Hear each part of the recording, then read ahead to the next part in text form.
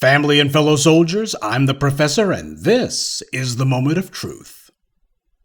All right, hands up. Who didn't see this one coming?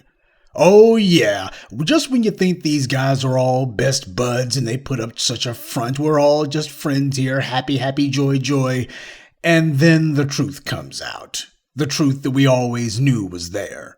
Chris Cuomo is suing his old employer CNN for, get this, $125 million. I seriously can't think of anything that Chris Cuomo has done with his life other than be part of the Cuomo clan that has made it where this guy would be employed anywhere. He shouldn't even be able to get himself a mop job at a doggone gas station out in the middle of the sticks. And yet this dude has bounced from ABC to CNN. How the hell that happened? Because it's not about what you know under white supremacy, it's who you know. But Chris Cuomo, at least he understandably believed that the rules shouldn't apply to him. Not that there were any rules, actually. So here he is, acting as a moonlighting consultant to his brother during his scandal, and not saying anything to anyone, feeling like he didn't have to. But then again, as we saw with the now disgraced Jeff Zucker, who had his own little scandal that led to him being booted out, well, team reflects leadership. And although Chris Cuomo may no longer be gainfully employed at CNN, he's made up his mind he ain't leaving empty-handed. And how does he intend to get this $125 million? Apparently over Don Lemonade's dead body, in a manner of speaking. Oh yeah, folks, the bromance is officially over. Don Lemonade called Cuomo brother when his own brother, Andrew Cuomo, was getting dragged by the media, and all seemed well over at the Klan Nazi network, but as we've always told you, there's no honor among thieves. Now, Don Lemonade already knew the powers over at Warner, AT&T, CNN, whatever the heck you want to call them. These guys were already looking at Chris Cuomo as someone who needed to be shown the exit. He had gone from being merely a marginally talented on-air personality to a complete and thorough embarrassment for the network. Not to mention they're probably looking and going, hell, we paid this guy because of his brother, and now that his brother ain't there, he ain't plugged in, there's no significance to him. It's time to get him out of that anchor chair and out of the building, and let's get a contract with somebody who won't cost so much money. That's what was going on here. And while Lemonade was making nice with Cuomo on air, behind the scenes, he was throwing Cuomo under the bus, allegedly saying, "Did you think about what message it sends to the journalists in this company and to the larger public that someone can be found to break with those journalistic standards and then get paid handsomely for it? And what is to stop the next person from possibly being compensated for it to spread rumors or what have you to the press?"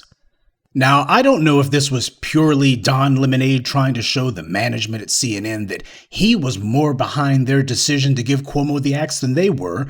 You find that a lot with these bootlicks, like with Candace Owens. She's sitting here talking all of that anti-vax stuff, and then Trump sits here and goes, "Oh, well, actually, you're wrong," and she shuts up immediately. That's what these bootlicks do. They try to find out whatever it is that they think that their white paymasters want to hear, whatever the white paymaster's position is, and then they put on the cape and do the most to show that they're more passionate about it than Massa is. So I don't know if that's what Don Lemonade was doing, if that's the only thing that was work, or if his own jealousy came into play. Chris Cuomo was being paid reportedly $6 million per year. Meanwhile, Don Lemonade was being paid $4 million a year. And now Don Lemonade sees that his brother, Chris Cuomo, inadvertently drags the network into a huge scandal, and that Cuomo's going to get caked off. Well, all of a sudden, Don Lemonade's all caught up in his feelings. Well, it seems hell hath no fury like a bootlick scorned.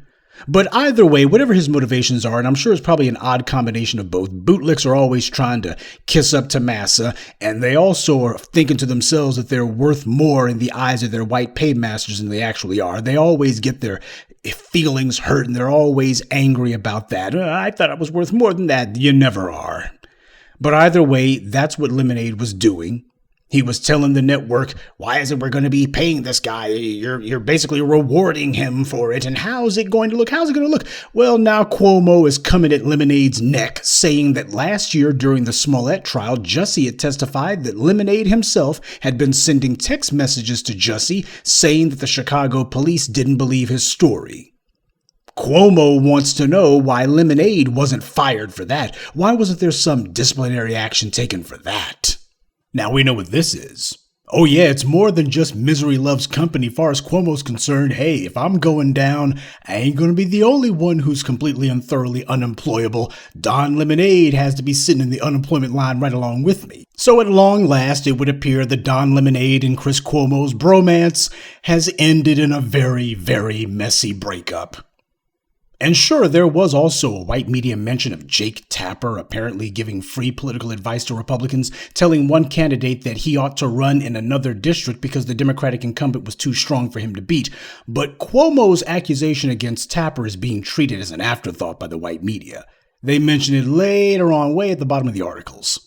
When you look at the white media's headlines regarding Chris Cuomo's demand for arbitration, they're all mentioning Don Lemonade. All the headlines are about Don and Cuomo's bromance. Not much mention at all of any dealings that Cuomo might have had with Jake Tapper. The white media wants everyone to see the accusations against Don Lemonade. CNN should take action, is the clear implication. They're painting a target on Lemonade's back. Now, will this happen? Is something going to be done to Lemonade? Hard to say. Depends. Does Jason Kilar, the head of Warner Media, does he decide that something needs to be done, or at least that this needs to be looked into, which would be the beginning of the ball rolling? But regardless, this is a dress rehearsal for how they intend to send Lemonade packing when the time comes. And the time always comes. After all, there's plenty of token Negroes who would love to see Don Lemonade get the pink slip in the feeble hope that this might open up an opportunity for them. What, you think that Bakari Sellout or April Ryan or Angela Rye with lettuce and tomatoes on the side would not absolutely kill their own mother for a chance to get a job, a regular paycheck from CNN, get in front of them cameras? Come on. Last time CNN was talking about giving them fools a doggone show, that didn't materialize. So don't kid yourself. These guys would love to see Don Lemonade get fired. As far as they're concerned, that opens up a lane for them. You better believe that right now, Roly Poly Martin is dusting off his dog-eared, coffee-stained resume, licking the butter biscuit crumbs from his moon-shaped face and saying, at long last, I finally got I can get back in there.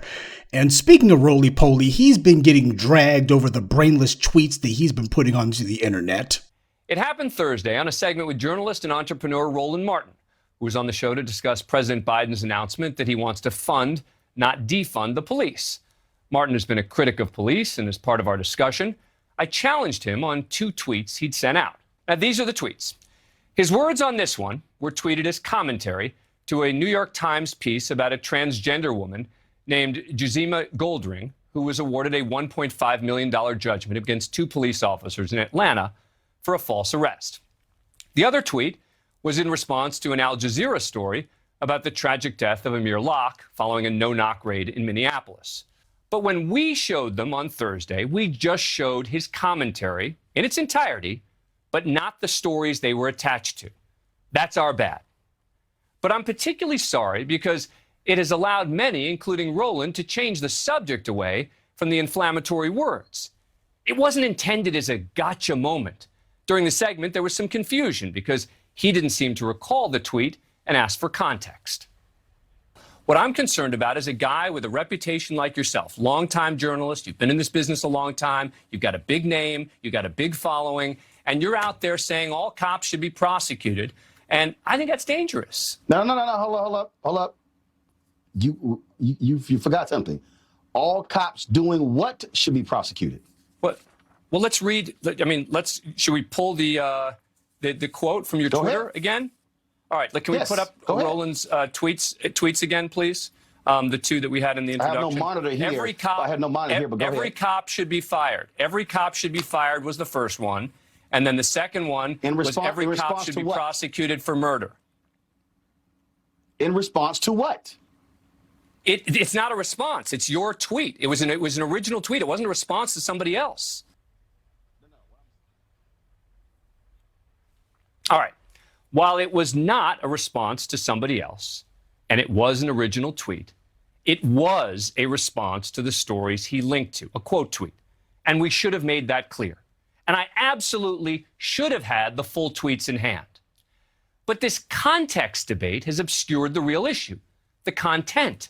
Now, before we go any farther, is Dan Abrams taking Roly Poly's tweets out of context? Sure. And by the way Abrams talks, you listen to his cadence and his monotone, you'd think that he was applying to be the next Tucker Carlson, or at least a Tucker Carlson sit-in, because he's doing a Tucker Carlson impersonation for what it sounds like.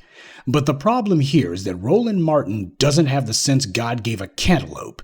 He can't form a coherent thought. All that stuttering and stammering he does whenever he tries to talk is a direct reflection of his thinking, such as it is. He spouts these brain farts. He's impulsive, he ain't very smart, so he just posts whatever comes to that pea brain of his, and since he's an idiot, he makes himself an easy mark for the white media.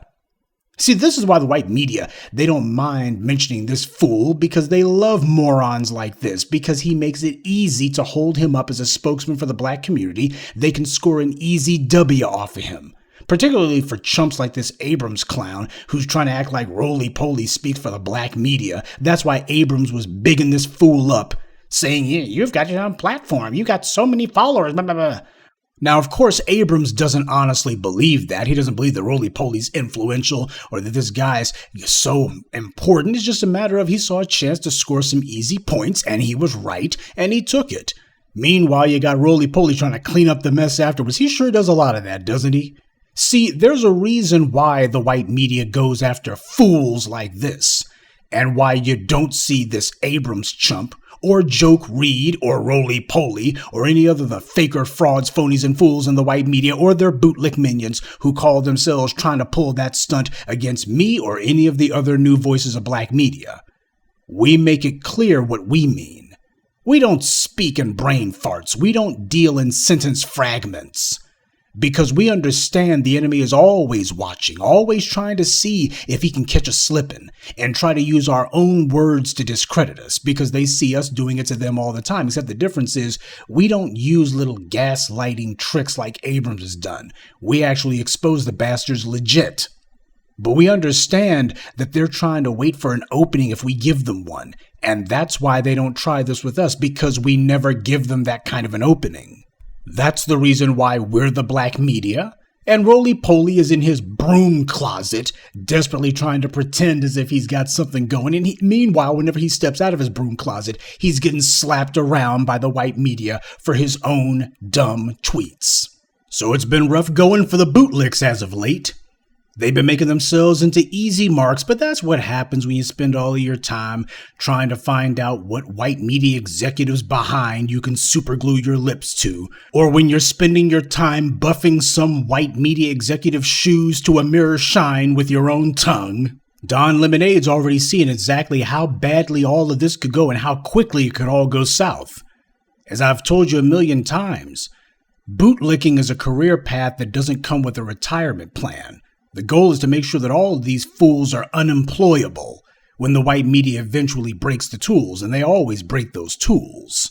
Because if CNN's decided that maybe they can get themselves a discount Negro, that maybe after the Jussie Smollett trial, as far as they're concerned, they're going to go ahead and put the black LGBT people on notice that, hey, you guys don't think you're going to hide behind being LGBT. That works for white LGBT people, but it ain't going to work for you. Same way you had Jussie Smollett crying and singing the blues in court and trying to say all of a sudden he ain't quite so much LGBT, he's black now. Now, I've been saying LGBT black, but instead of being the gay Tupac, now I'm going to be Tupac if he was gay. That little game ain't gonna work for those bootlicks, because the white media's not fooled. They never were fooled. And what's gonna happen if and when CNN decides to hand Don Lemonade his pink slip? Well, one thing's for sure. Don Lemonade sure as hell won't be getting $125 million anything from CNN. I guess the next stop for him would be Roly Poly's broom closet. It would serve both of them right. Good day, and be one. I'd like to take a moment to mention some of our contributors: Melvinia Miles, Hildman Gallo, Maurice Soul, Darial Bland, and Moshe Ben Abraham. Salute to them, and thank you to everyone for listening, liking, and sharing this message. Black empowerment only exists because of you.